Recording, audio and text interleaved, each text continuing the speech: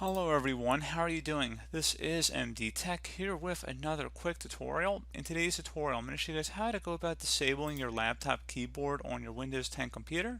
So this should hopefully be a pretty straightforward process here, guys. And without further ado, let's go ahead and jump right into it.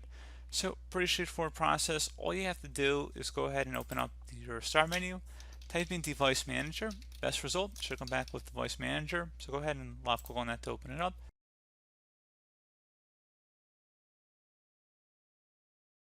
So now you want to go expand the keyboard section, so double click on it and then locate whatever your keyboard is you want to disable. You can go ahead and just right click on it and disable that device. Again, if you have multiple keyboards listed in here, you just right click on it and disable it. So pretty straightforward process there, guys. Do hope I was able to help you out, and I do look forward to catching you all in the next tutorial. Goodbye.